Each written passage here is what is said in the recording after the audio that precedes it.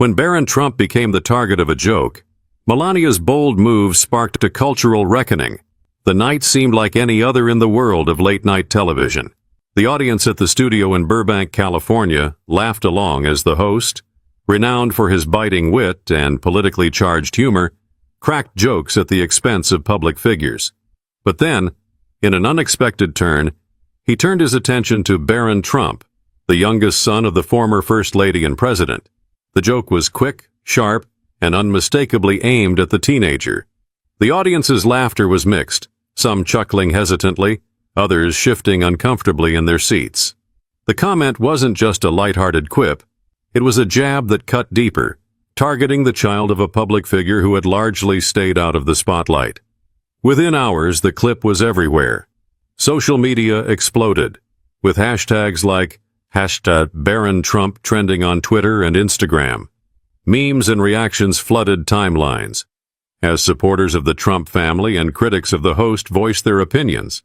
Some called the joke tasteless and unnecessary, while others defended it as just comedy. News outlets were quick to pick up the story, dissecting every angle and reigniting debates over the boundaries of humor. At home in Palm Beach, Melania Trump watched the clip in disbelief. Her son had always been her priority, and she had worked tirelessly to shield him from the chaos of public life. The insult wasn't just a blow to Barron, it was a blow to her as a mother. She knew this wasn't something she could let slide. Her instincts as a parent kicked in, and she began drafting a statement to address the situation. But words alone weren't enough this time. As the backlash grew louder, Melania made a decision that would send shockwaves through the media. She would file a lawsuit. But what she didn't know was that this choice would spark a battle far larger than she could have anticipated. The following morning, Melania Trump's team released a statement to the press. It was measured yet stern, denouncing the TV host's comments as inappropriate and damaging. While her words struck a chord with her supporters, they weren't enough to quiet the growing controversy. Melania wasn't just angry, she was resolute. For years, she had endured criticism and ridicule as a public figure, but this attack on her son was personal, and she intended to fight back. She turned to one of the nation's top defamation attorneys, a woman known for her no-nonsense approach and high-profile victories. Together, they filed a lawsuit against the host and the network, alleging defamation and intentional infliction of emotional distress. The legal filing painted a stark picture. The comment, though dressed up as humor, had crossed a line. It was no longer about free speech. It was about protecting a child's right to privacy and dignity. The lawsuit itself became a media event. News anchors debated whether Melania's case had merit or if it was simply a strategic move to regain relevance. Supporters praised her courage, calling her a fierce mother defending her son, while critics accused her of using the lawsuit as a publicity stunt. Barron, meanwhile, stayed out of the limelight. Friends close to the family described him as a quiet teenager who rarely engaged with the media circus that surrounded his family. Melania's actions, however, spoke volumes about her priorities. She wasn't fighting for her reputation. She was fighting for his. The lawsuit had an immediate impact. Sponsors began distancing themselves from the late-night show, worried about the negative press. The host, known for his confidence, appeared more subdued in his next few broadcasts. Still, he refused to apologize, doubling down on his right to free speech and labeling the lawsuit as an attack on comedy itself. But as the days passed, the story grew even larger, pulling in voices from every corner of the country, and the battle was only just beginning. The lawsuit ignited a firestorm across every media platform. Cable news channels devoted hours to panel discussions, online forums buzzed with debates, and podcasts dissected the situation from every angle. The country seemed split right down the middle. On one side were those who applauded Melania for standing up to what they called bullying disguised as comedy. Parents, in particular, resonated with her decision, flooding social media with messages of support. "Protecting our kids should never be a question," one viral post read, accompanied by a picture of Barron during his father's time in office. On the other side, however, the backlash was fierce. Comedians and talk show hosts rallied around their embattled peer, claiming that the lawsuit set a dangerous precedent for creative expression. Some argued that public figures, including their families, were fair game for satire, regardless of their age. If you can't take a joke, you shouldn't be in the public eye, one prominent host declared during a heated debate on his program. The conversation spilled out of the media and into coffee shops, workplaces, and dinner tables.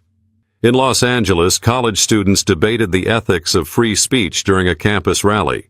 In a small diner in Topeka, Kansas, a group of retirees discussed whether the host had gone too far. The story wasn't just about Melania and Barron anymore. It was about what kind of behavior society was willing to tolerate under the banner of entertainment. Amid the chaos, the late-night host continued to push back. His monologues became more defiant, framing himself as a victim of censorship. His supporters cheered him on, but his critics pointed out that his jokes had taken on a sharper, almost bitter tone. The once charismatic figure now seemed weighed down by the controversy swirling around him. Networks felt the pressure too. Ratings for the host's show began to dip, and rumors circulated that executives were reconsidering their support. Meanwhile, Melania's legal team moved swiftly, submitting additional evidence and statements to strengthen their case. The legal battle wasn't just a personal fight anymore, it was shaping up to be a cultural reckoning. But no one could have predicted the bombshell that was about to drop, threatening to change the course of the lawsuit entirely. When the trial began in Los Angeles Superior Court, it became the kind of spectacle the media couldn't resist. Paparazzi swarmed the courthouse steps, capturing images of Melania Trump arriving in tailored elegance, flanked by her legal team. On the other side, the late-night host entered with his attorneys, his face set in a determined expression. Inside, the atmosphere buzzed with anticipation. This wasn't just a trial, it was a referendum on modern entertainment. The prosecution opened with a searing argument, emphasizing the line between comedy and cruelty. They played the clip of the offending joke for the courtroom, the audio echoing in the silent chamber. Melania's lawyer described how the comment had deeply affected her son, painting a picture of a teenager caught in the crossfire of media sensationalism. "This is not about free speech," the lawyer asserted, her voice unwavering. "This is about a child's right to grow up without being ridiculed for sport." The defense, however, took a different tack. They leaned heavily on the First Amendment, arguing that comedy, no matter how offensive, deserved protection. The host's legal team presented decades of precedent supporting their case, portraying him as a misunderstood artist pushing boundaries. At one point, the host himself took the stand, delivering an impassioned testimony about his career and how the lawsuit threatened to stifle creativity. The courtroom was a theater of clashing ideologies, with each side presenting witnesses to bolster their arguments. Barron's former teachers testified about his quiet demeanor and how the media scrutiny had affected his schooling. Meanwhile, the defense brought in comedians who passionately argued that satire was a critical part of societal commentary. Public interest in the case reached a fever pitch. Every detail, from Melania's poised reactions to the host's fiery retorts, was analyzed and debated across every major platform. Late-night shows across the country avoided jokes about the trial altogether, worried about inadvertently becoming the next target of public scrutiny. But just as the trial seemed to be settling into a predictable rhythm, a new witness emerged, turning the case, and the public's perception, on its head. On what seemed like an otherwise routine day in court, the atmosphere shifted dramatically when the prosecution announced a surprise witness. The defense team exchanged uneasy glances as a former employee of the network that aired the late-night show entered the courtroom. His name was William Carter, a former production assistant who had worked on the show for over 5 years before being dismissed under controversial circumstances. Carter's demeanor was calm but resolute as he was sworn in. As he began to speak, the tension in the room was palpable. He testified about the behind-the-scenes culture of the show, describing an environment where pushing boundaries often took precedence over ethics. But it wasn't his general observations that stunned the courtroom. It was the specific evidence he brought forward. From his briefcase, Carter produced emails, scripts, and internal communications that revealed something far more damaging than anyone had anticipated.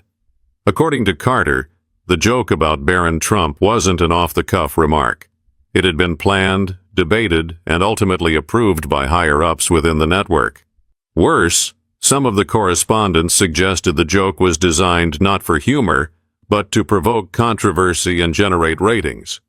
Gasps rippled through the courtroom as the documents were displayed on the screen.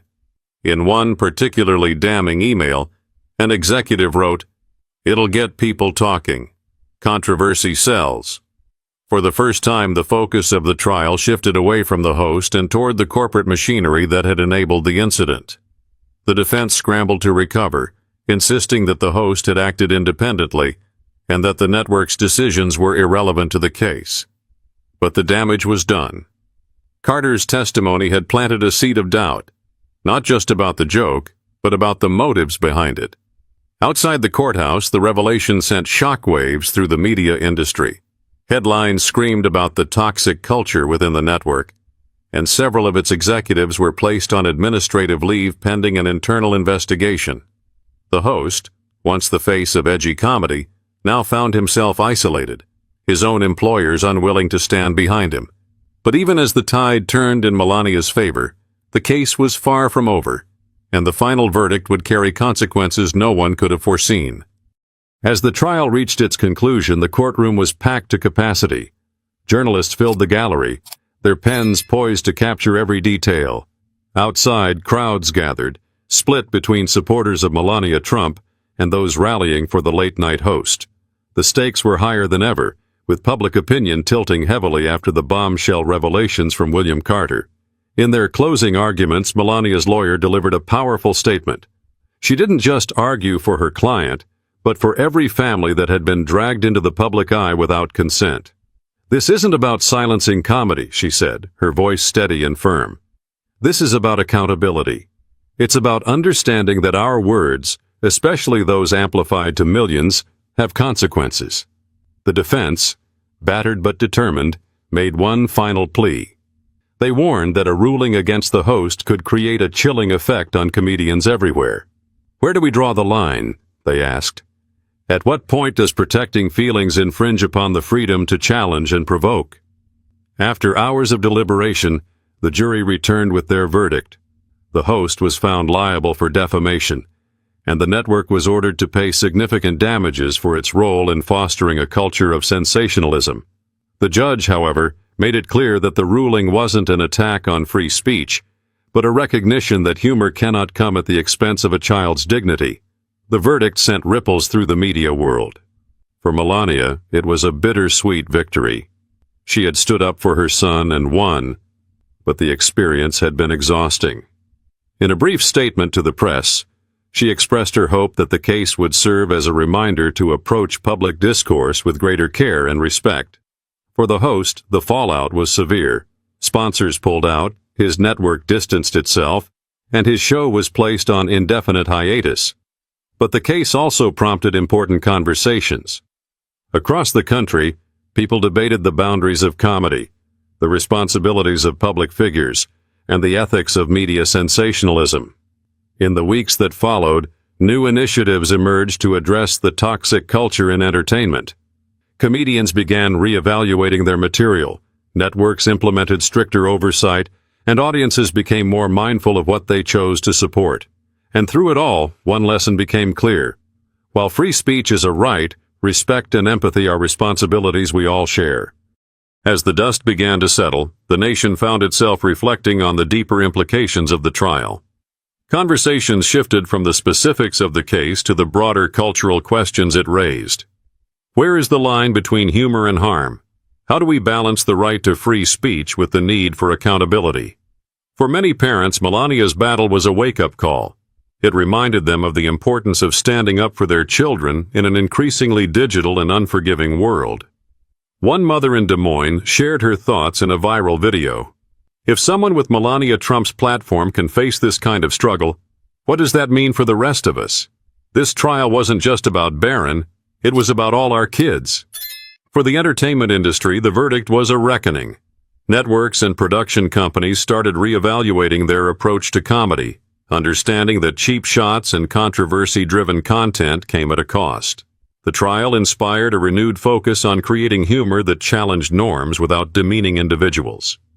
On the streets, in homes, and across classrooms, people began to discuss the ripple effects of their words and actions.